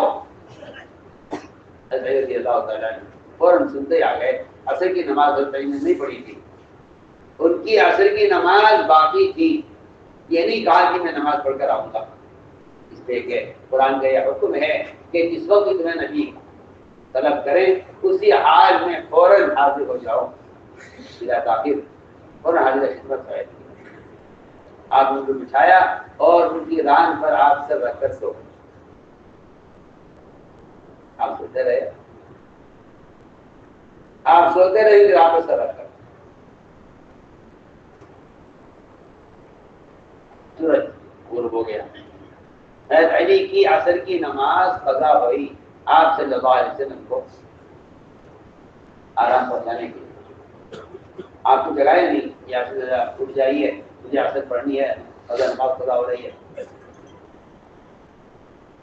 آپ کو جگایا نہیں, یا یہ کہتے ہیں نعوذ باللہ کہ جی آپ ان کے سر ان کے کام کو سبق لیجیے، تو تکیہ لے لیجیے، میں نماز پڑھ لیتا ہوں آپ سے آگے نہیں۔ اگر نبی میرا پیر نبی کے سر کو آرام پہنچانے اور آپ کے لیٹنے کے لیے میرا پیر بطور تکیے کی استعمال ہو رہا ہے تو یہ تقاضا مقدم ہے۔ نہیں آپ نے کیا کہا، مقدم ہے، انہوں نے عصر کی نماز ان کی قضا ہو گئی روایت سے روایت۔ جب آپ کی آنکھ کھلی پوچھا آپ نے علی نے اثر پڑھ لی تھی کہ نہیں، میری اثر آج آپ کو راحت پہنچانے میں قضا ہو گئی ہے۔ آپ نے فرمایا اے اللہ، تیرے بندے علی نے تیرے نبی کو راحت پہنچانے میں مشغول ہو گیا اور اس کے اثر کے بعد قضا ہو گئی ہے، اے اللہ سورج کو واپس نکال تاکہ علی نماز پڑھے۔ فرماتی ہے، ان کا بیان ہے کہ آپ کا یہ فرمانا تھا سورج واپس نکلا اور تھوڑی دیر میں پہاڑوں پر اور زمین پر روشنی پھیل گئی سورج کی، اور عید نماز مسیح کی نماز ادا کی۔ اس کے بعد سورج غروب ہوا۔ میں عرض کرنا چاہتا ہوں کہ نبی کو صرف بدنی راحت پہنچانے پر سورج واپس نکل سکتا ہے، بلکہ ایک عجیب واقعہ ہے۔ آپ صلی اللہ علیہ وسلم کو پیشاب کا تقاضا ہوا، آپ نے حضرت جابر سے کہا جابر ہمیں اس جگہ تقاضا ہے، ذرا تلاش کرو، کوئی چٹان کوئی دیوار کوئی آڑ مل جائے کہیں۔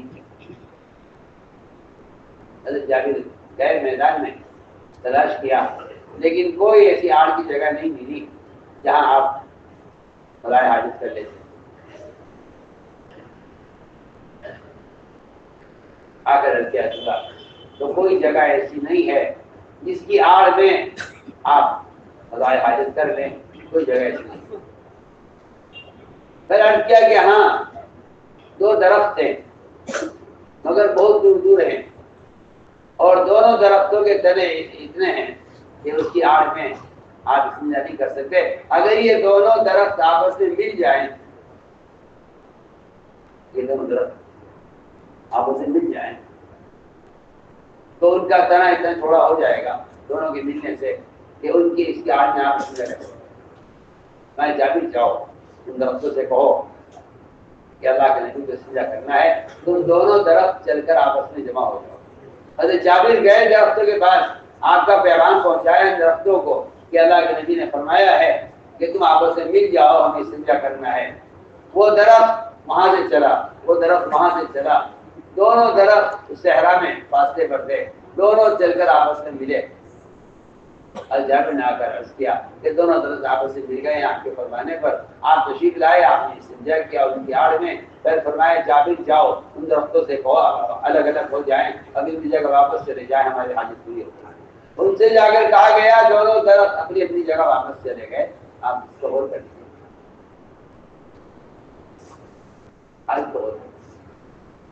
آپ صلی اللہ علیہ وسلم کو صرف بدنی راحت پہنچانے پر میں کہا کرتا ہوں کہ اگر محمد صلی اللہ علیہ وسلم کے ایک استنجے کے بشری تقاضے پر توجہ سے لوگ کہنا چاہتے ہیں، محمد صلی اللہ علیہ وسلم کے ایک بدنی بشری تقاضے بیت الخلاء استنجے کے تقاضے پر اگر دو ایسے درخت چل کر آپس میں جمع ہو جاتے ہیں، جو درخت نہ چل سکتے ہیں، نہ سن سکتے ہیں، نہ بول سکتے ہیں، نہ سمجھ سکتے ہیں، تو اگر آپ اس سے اندازہ کر لیجئے محمد صلی اللہ علیہ وسلم کو جس دعوت اللہ کے فریضے کو دے کر بھیجا گیا ہے، اگر اس نسبت پر دو گروپ اور دو گروہ کو جمع کیا جائے تو انہیں کتنا جلدی جمع ہو جانا چاہیے۔ میں آپ سے بہت بنیادی بات جان سکتا ہوں، میری بات پر توجہ دے، میں کچھ کہہ رہا ہوں۔ اس کام کے لیے نبی کو بھیجا نہیں گیا، پیشاب کو تقاضا ہے، نہ نبی کی بعثت کا مقصد ہے، نہ نبی کا یہ کام ہے، ایک بشری تقاضا ہے پیشاب کا ہونا۔ اگر آپ کے پیشاب کے تقاضے پر دو درخت آپس میں مل جاتے ہیں اس تقاضے کو پورا کرنے کے لیے، تو اس کو درخت چلتے بھی نہیں، سنتے بھی نہیں، سمجھتے بھی نہیں، بولتے بھی نہیں۔ اگر آپ کے بشری تقاضے پر جمادات اور درخت چل کر آ سکتے ہیں، اور آپ کی نیند کے تقاضے کی وجہ سے سورج کو واپس نکالا جا سکتا ہے، آپ سوچیے۔ جو نبی کی بعثت دعوت اللہ ہے، اس فریضے پر دو گروہ جمع ہو جائیں، ان کو جمع کیا جائے تو کتنا جلدی انسان سمجھتا بھی ہے، عقل بھی ہے، سمجھ بھی ہے، علم بھی ہے، معلوم بھی ہے، سب کچھ ہے، بتائیے تو صحیح وہ تو کریں آپ۔ اس لیے میں نے عرض کیا ہے کہ اللہ تعالیٰ کی اس غیر مدد کے لیے ایک بنیادی بات یہ ہے، بنیادی بات یہ ہے کہ سارا علاقہ ایک فکر ایک بات پر مسلمان ایک بات پر مسلمان ہو۔ اگر خدا نہ کرے کسی کے دل میں رائی کے دانے کے برابر بھی یہ خیال ہے کہ یہ ہمارا اجتماع ہے، تو میں کہتا ہوں اللہ کی مدد سے محروم رہو گے، اللہ کی مدد سے محروم رہو گے۔ اگر کسی کو اس بات کا شبہ بھی ہو کہ ہمارا اجتماع ہے اور کسی کے دماغ میں خدا نہ کرے شیطان نے یہ وسوسہ، میں کہتا ہوں شیطان نے یہ کیڑا کسی کے دماغ میں بٹھا دیا ہے کہ ہمارا ایک الگ کام ہے، ان کا الگ کام ہے، تو میں کہتا ہوں کہ اتنا سوچ لینا بھی اللہ کی مدد کے روکنے کے لیے کافی ہے۔ آپ اس سے اندازہ کر لیجئے اگر ذاتی جھگڑے میں دو آدمیوں کے اختلاف کی وجہ سے شب قدر کو واپس اٹھا لیا جاتا ہے ہمیشہ کے لیے، جبکہ بعض علماء کا کہنا یہ ہے کہ شب قدر ختم ہو چکی ہے، شب قدر دنیا میں ہے ہی نہیں۔ بعض علماء کا یہاں تک کہنا ہے کہ شب قدر ختم ہو گیا ہمیشہ کے لیے، تلاش کرنے سے بھی نہیں ملے گی۔ بات کا کہنا یہ ہے کہ ختم تو نہیں ہوئی ہے بلکہ اس کو چھپا لیا گیا ہے۔ اس پر صرف دو آدمی کے نظام پر، دو آدمیوں کے جھگڑے پر شب قدر کو واپس اٹھا لیا گیا ہے، جبکہ ان کا آپس کا جھگڑا اپنے ذاتی کسی مسئلے میں تھا۔ ہم آپ سے وہ کام کی بات کرتے ہیں کہ میں نے عرض کیا کہ اجتماع کی کامیابیاں وہ تو سب سے پہلی شرط یہ ہے کہ اس کے لیے اجتماع قلوب ہے۔ دوسری شرط یہ ہے کہ ایک فکر ہے یا نہیں۔ اگر آپ کا فکر ایک ہے سب کا، دیکھیے جہاں فکریں مختلف ہوتی ہیں وہاں بھی اللہ کی مدد نازل نہیں ہوتی۔ فرمایا ید اللہ علی الجماعت، کہ اللہ تعالیٰ کی غیر مدد ہے وہ تو جماعت کی جگہ ہے، جماعت کی جگہ ہے۔ ایک خیال کے لوگوں کا جمع ہو جانا یہ کوئی اجتماع نہیں، یہ کوئی اجتماع نہیں۔ ایک خیال کے لوگوں کے جمع ہو جانا یہ امت کا اجتماع نہیں ہے، سب کا ہم خیال ہونا اجتماع ہے۔ سب کا ہم خیال ہونا، سب کا ہم خیال ہونا اجتماع ہے۔ جماعت جماعت پر ہے، جماعت کسے کہتے ہیں؟ جماعت اسے کہتے ہیں جو سب ایک فکر پر مجتمع ہوں۔ اگر یہ بات ہے تو اللہ تعالیٰ رکاوٹوں کو دور فرما دے گا۔ میں عرض کرتا ہوں خندق میں چٹان اڑ گئی، خندق میں چٹان اڑ گئی اور اتنی سخت چٹان کے لیے ٹوٹتی نہیں، صحابہ کی گزاریں بیکار ہو گئی۔ خندق میں الگ الگ حلقے بنائے گئے، حلقے بنا کر ان کو تقسیم کیا گیا 10 آدمیوں پر۔ حلقے بنائے جاتے تھے کام کی سہولت کے لیے، حلقے بنائے جاتے تھے کام کی سہولت کے لیے۔ آج کے لوگ سمجھتے ہیں کہ حلقے اس لیے بنتے ہیں تاکہ ایک دوسرے کی خبر نہ لیں، ایک دوسرے کا تعاون نہ کریں۔ وہاں حلقے بنائے آپ نے اور 10 صحابوں کو تقسیم کیا۔ ایک حصے میں چٹان آ گئی، صحابہ سب مجتمع ہو گئے اور سب نے آ کر چٹان آ گئی ہے، ہم کیا کریں؟ آپ ہمارا کہ میں ہو سکتا ہوں۔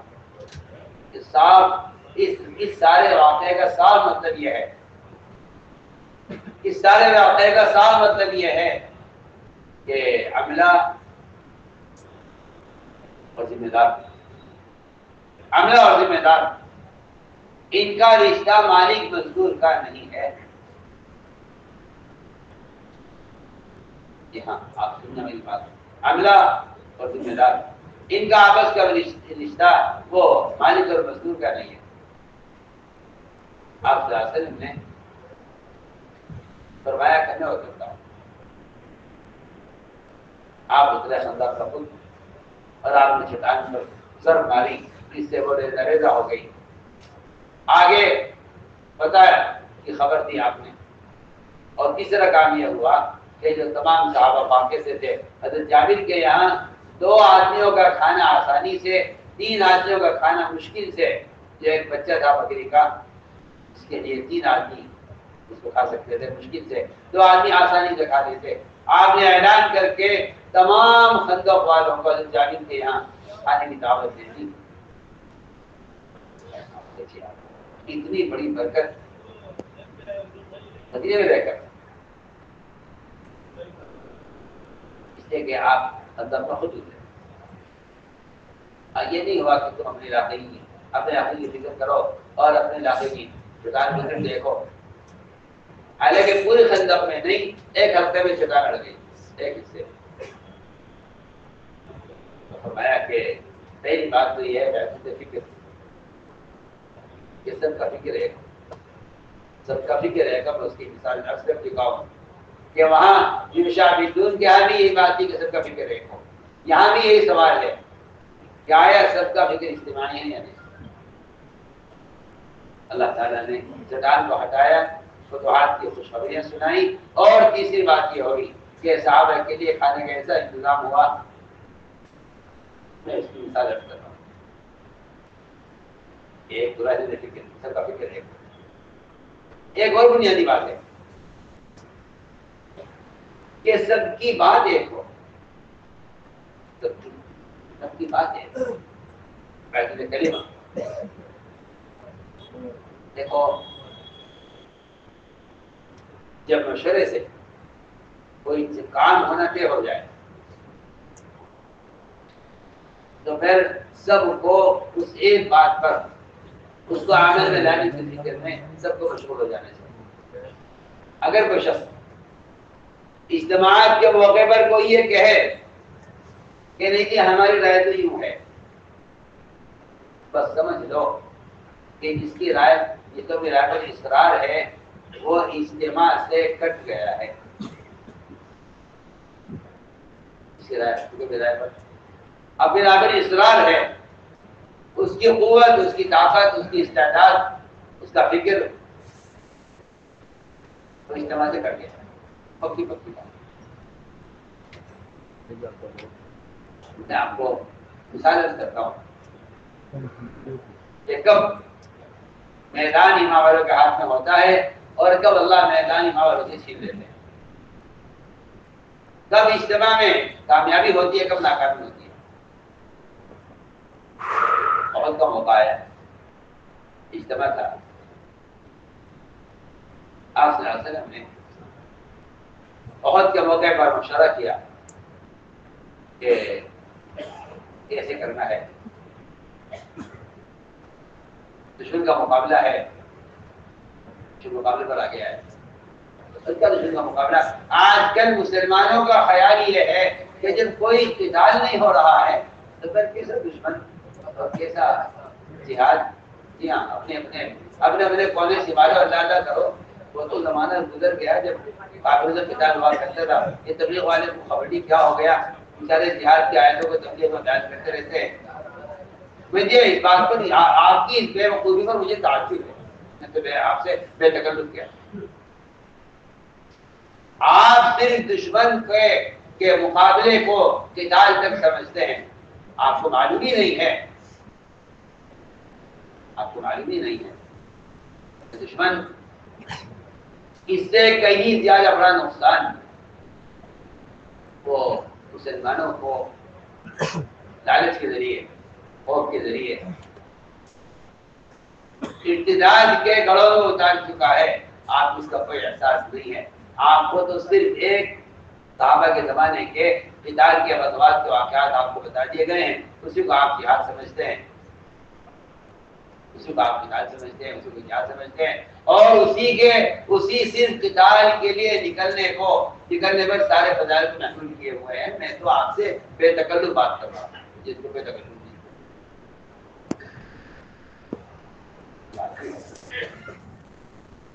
سب سے بڑا جہاد مسلمان کو مسلمان باقی رکھنا۔ آپ پڑھیے، آپ روایتیں پڑھیے، آپ صحابہ کے اقوال پڑھیے، ایک مسلمان کو غیروں کے دین کی طرف لے جانے سے بچانا، اس کے لیے کوشش کرنا اللہ کی قسم 100 کافروں سے قتال کرنے سے زیادہ اہم ضروری ہے۔ آپ کہاں سو رہے ہیں؟ سوچیے آپ۔ تو میں نے عرض کیا کہ آپ سے میں نے مشورہ کیا کہ کیا کرنا ہے۔ صحابہ کی رائے مختلف ہوئی، جوانوں کی رائے یہ تھی کہ ہمیں میدان میں نکل کر مقابلہ کرنا ہے۔ مشورہ ہوتا رہا، کسی بھی رائے نہیں، کسی بھی رائے نہیں، اس لیے ہمارے اجتماعات جو ہوتے ہیں مشورے سے ہوتے ہیں، اور جو بات ذمہ دار طے کر دے اس کے فیصلے کے بعد سب کی رائے ہو جانی چاہیے۔ اگر اللہ کی مدد چاہتے ہو اور اگر میدان ہاتھ سے لے جانا سے چھوڑنا چاہتے ہو تو پھر اپنی رائے میں اختلاف کر لو۔ میں عرض کر رہا ہوں،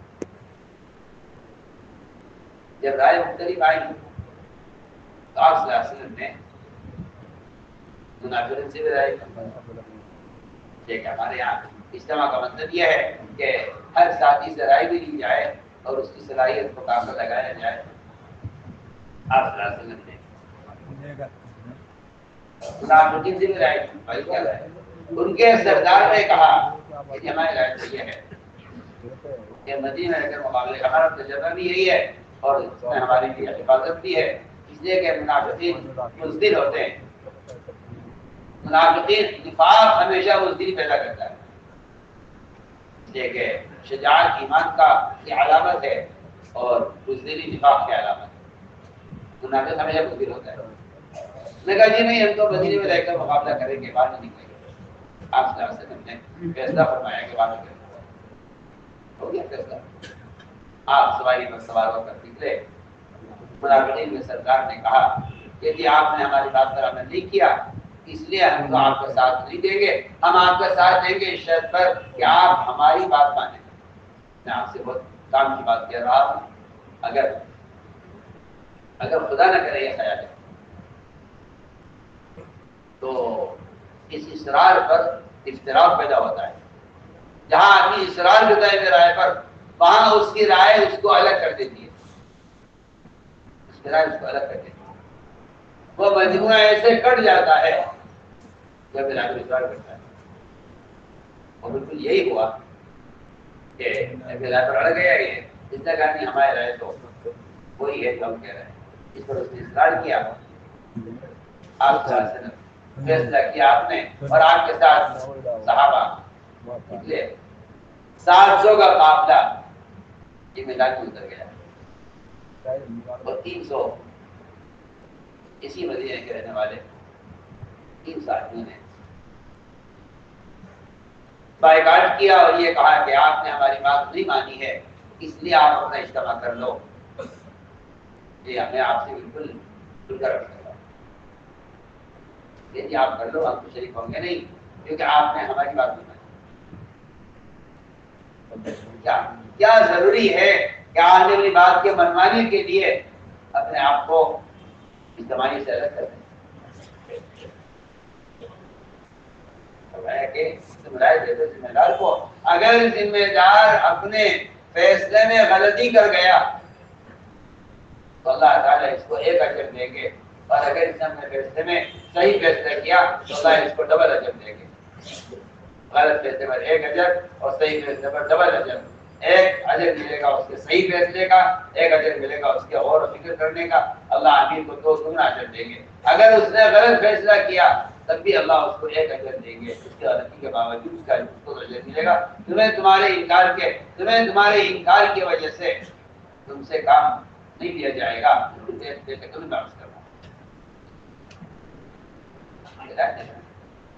بنائے گئے کیسا ہو جائے اس کو اس پر عمل کریں. کام اصل میں ایک جرے ثقیل کی طرح ہے. بھاری چیز پستی میں جا پڑی ہے، گہرائی میں، اس کو نکالنا ہے. اور آپ جانتے ہیں کہ جب کوئی بھاری چیز نکالی جاتی ہے تو پھر اس پر سب کا اس چیز کو نکالنے پر اتفاق ہونا ضروری ہے. جس آدمی کی رائے بدل جائے گی اس کی قوت الگ ہو جائے گی. میں بالکل آسان مثال دے رہا ہوں. بعض مرتبہ غور کریں گے جب کوئی بھاری چیز نکالی جاتی ہے نیچے سے تو لوگ کہتے ہیں ایک آواز لگاؤ، ایک آواز. اس آواز کے ساتھ سب زور لگائیں گے تو چیز حرکت میں آئے گی. وہ آواز اسی لگائی جاتی ہے تاکہ اس آواز کے ساتھ سب کا ارادہ اٹھانے کا ایک ہو جائے. ایک نے قوت لگائی، ایک نے طاقت لگائی، ایک نے زور لگایا، ایک نے زور لگایا. اس سے طاقت انفرادی ہو جائے گی، اجتماعی نہیں رہے گی. اجتماعی قوت کے لیے اجتماعی آواز لگائی جاتی ہے. اور اگر نکل آئے اور باہر تک آنے لگے اور اٹھاتے اٹھاتے چند لوگوں کی رائے بدل جائے کہ اس کو نہیں نکالنا ہے اور وہ اپنی رائے پر اصرار کر کے اگر درمیان میں اپنے ہاتھ چھوڑ دیں تو یہ چیز بھی واپس جائے گی اور دو چار کو اپنے ساتھ لے کے جائے گی. اندر میں آپ کو بالکل آسان مثال دے رہا ہوں. آپ یہ مت سمجھیے کہ آپ اس کو تھامے رکھیں گے. نہیں، اگر آپ تھامے رکھیں گے یہ آپ کو لے کر اندر جائے گی. یہ کہ اس میں نے اسے عرض کیا کہ یہ ایک آسان مثال ہے ہمارے صاحب کے محفوظ سے عرض کر رہا ہوں. صاف محفوظ ہے سکتا کہ ایک عام جیسے ثقیل کی طرح ہے. اور بھاری چیز کا اصول ہے کہ اس کو جب تک پوری طرح نکل کے باہر نہ آ جائے سب اپنی اجتماعی قوت اس پر لگائے رکھے مسلسل. میں نے عرض کیا کہ یہاں ان 3 آدمیوں نے آپ صلی اللہ علیہ وسلم کی رائے سے آپ کے فیصلے سے اختلاف کیا، اگر آپ نے اصرار کیا اور یہ الگ ہو گئے. 700 آدمی اترے میدان احد میں. آپ نے اس میدان کے اندر الگ الگ اپنی جماعتوں کو ترتیب دیا. ایک جماعت کو آپ نے جب جماعت کے اوپر متعین کیا تو میں دیکھو دنیا سے ہلنا ہوں کسی بھی حالت میں. عرض کر رہا تھا کہ میدان میں اترنے والے ایک فکر پر جمع ہوں.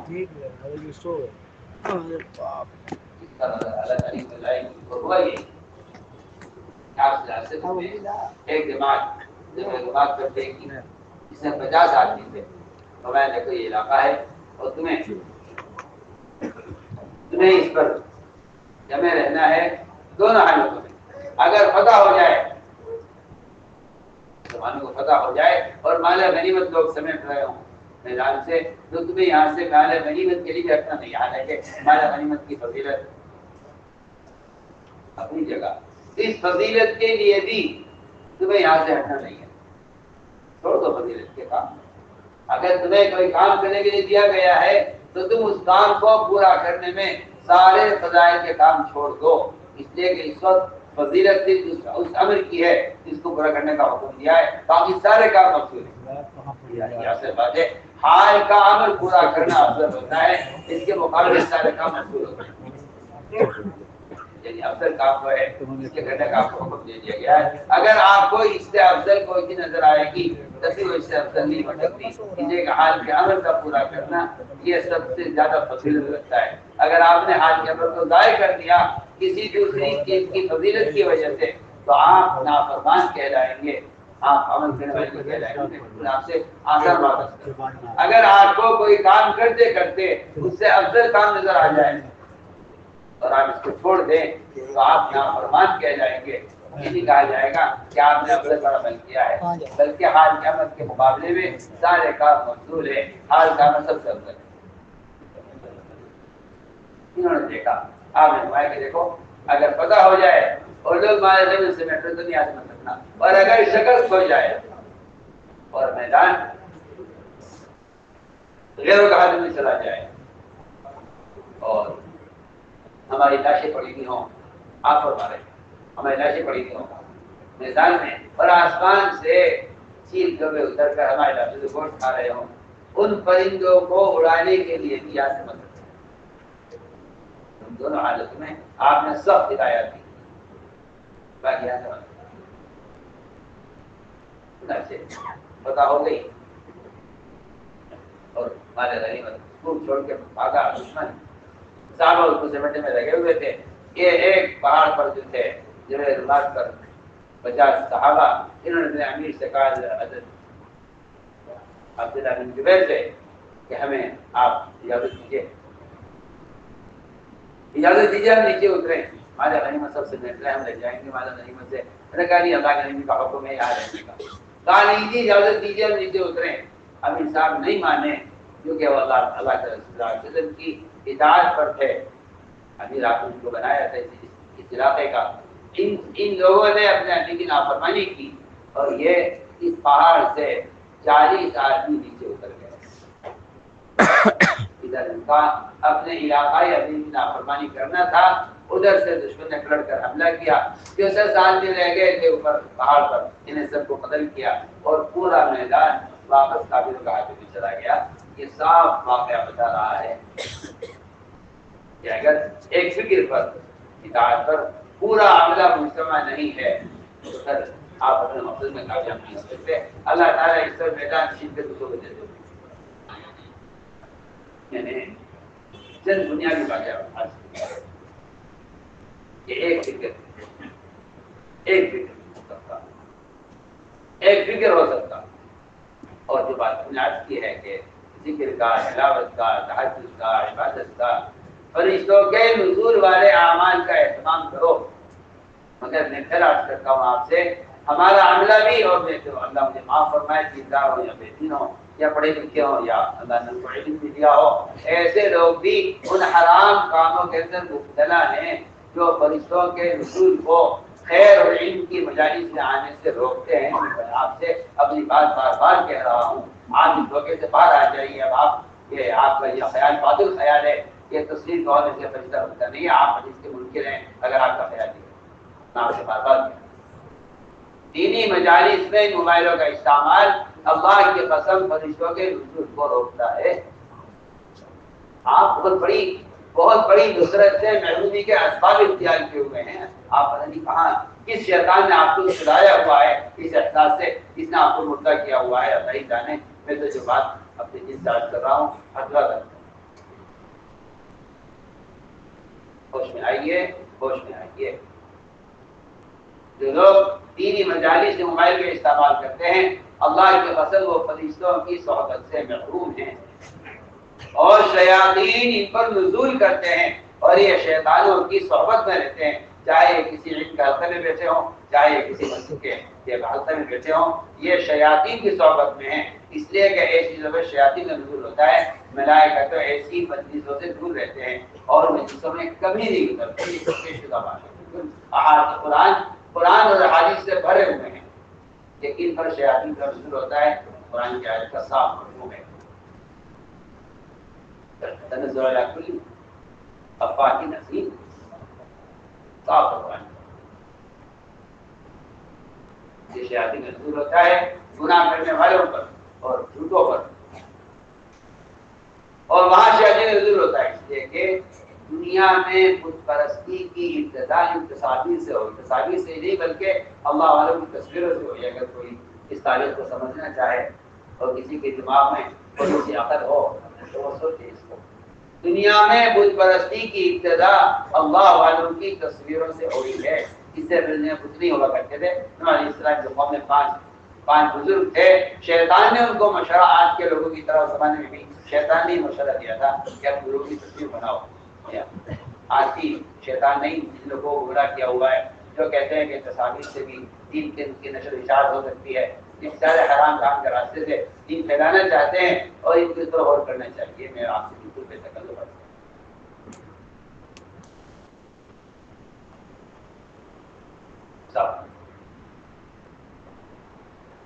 اس میں شیاطین کا نزول ہوتا ہے, اس میں ملائکہ کا نزول نہیں. میرے دوستوں میں نے عرض کیا کہ دنیا میں بت پرستی کی ابتدا تو 5 بزرگ تھے نوح علیہ السلام کے قوم میں جن کے بارے میں شیطان نے قوم سے کہا تھا کہ اپنے گروہ کی تصویر بناؤ.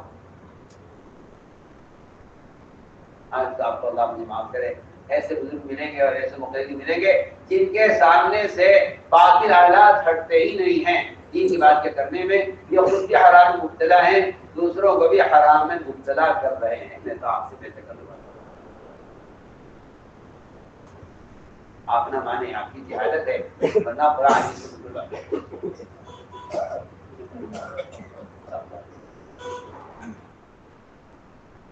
صاف ہے. واقعہ لکھا ہے سیرت میں، ان کی تصویریں بنی اور ان کے مجسمے بنے، بیرون مجسموں کے بت بنائے گئے. یہاں سے بت پرست دنیا میں لکھا ہے علماء نے، آپ ذرا غور کریں.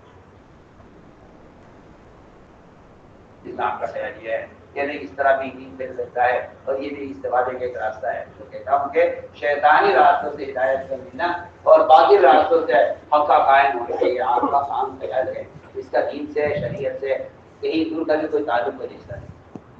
آپ کو ہر آسان راستہ وہ ہدایت کا راستہ مل سکتا ہے، جبکہ صاف بات یہ ہے کہ سہولت کے راستے سے شیاطین اور سہولت کے راستے سے کفر پھیلتا ہے. مجاہدے اور سنت کے راستے سے ہدایت آتی ہے. انہیں میں تاکید سے کہہ رہا ہوں کہ اپنے آپ کو بچائیے ان تمام چیزوں سے جس سے اللہ تعالیٰ کی غیبی مددوں کے آنے میں رکاوٹیں پیدا ہوتی ہیں. اور فرشتوں کا نزول ایسے مجلس سے میں نہیں ہوتا. اس سے اپنے آپ کو ہمیں بچاتے ہوئے فکر کے ساتھ، یکسوئی کے ساتھ اپنے آپ کو کام کی طرف لگانا. عرض کر دیا کہ قرآن نے کہاں قرآن میں اور احادیث میں کہاں ان اجتماعات پر غیبی مددوں کے آنے کے اسباب بیان کیے گئے. جی ہاں، کہیں ذکر کی کثرت، کہیں تلاوت کی کثرت، کہیں قیام ذات کے قیام کی کا اہتمام، یہ سب چیزیں ہیں. اس سے اور سب سے بڑھ کر اجتماعات سے پہلے انفرادی دعوت اور محنت کی عملی کوشش. مثال کے طور پر کہتا ہوں کہ ہمارا اجتماعات وہ سیاسی اور جو ہے ہنگامی اجتماعات کی طرح اور دنیا داروں کے میلوں کی طرح یہ تاریخ کے اعلان سے اجتماع نہیں ہوتے. ہمارے یہاں تو محنت اور پڑھ کو دعوت دینے اور اللہ کے راستے کی عملی نقل حرکت سے اجتماعات کی کامیابی حاصل کی جاتی ہے. یہ کام ہے جو تاریخ کے لیے آئے ہیں وہ سب سے پہلے قدم اٹھائیں، اس لیے کہ اللہ تعالیٰ نے آپ صلی اللہ علیہ وسلم کو یہ حکم دیا ہے لا تکلف الا نفسک وحاذ بالمؤمنین. نبی جی اپنے آپ کو مکلف کیجیے اور عمل کو ترغیب دیجیے. اپنے لیے تکلیف، دوسروں کے لیے ترغیب. اپنے لیے تکلیف، دوسروں کے لیے ترغیب. اور تکلیف اگر نہ ہو تو ترغیب مؤثر نہیں ہوتی. اس لیے ہمیں کوشش کر کے اپنے آپ کو اس کے لیے فارغ کرنا ہوگا اور محنت کے میدان میں اتر کر عملی محنت کے ذریعے اللہ تعالیٰ سے ان اجتماعات کی وہ خیریں حاصل کرنی ہوگی جو خیریں جو نبوت میں ان اجتماعات پر نازل ہوئی. اس لیے ہم نے پوری بات آپ کے سامنے رکھی ہے. آپ اس کے مطابق پوری عملی کوشش کریں. اور جو باتیں عرض کی ہیں خاص طور پر ہمارے اجتماع والے ہریانہ والے ان ساری باتوں کو جو مذاکرے ہو رہے ہیں ان کا آپس میں کو دہرائیں بھی اور عملی طور پر واپس جا کر اس کا عملی نظام قائم کریں. اس کے لیے 4 مہینے کے لیے 6 مہینے کے لیے اپنے آپ کو فارغ کرنا ہوگا اور اس کے لیے نکل کر اس کا عملی ماحول بنانا ہوگا. اس لیے میں آپ کو پیش کروں.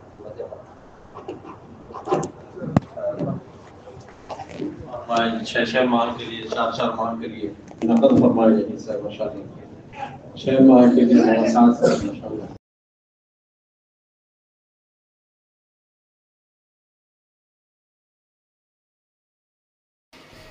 تو ساتھی تھا بیان عالم امیر حضرت جی مولانا سعد صاحب کا. اس بیان کے متعلق آپ کی جو بھی رائے ہو آپ اپنے رائے ہمارے ساتھ ضرور شیئر کریں. پھر ملیں گے اسی طرح اور کوئی نئے بیان اور کوئی نئی اپڈیٹ کو لے کر. جب تک آپ حضرات اپنی دعا میں ہمیں یاد رکھنا. اب آپ لوگ ہمیں دے اجازت. السلام علیکم ورحمۃ اللہ وبرکاتہ.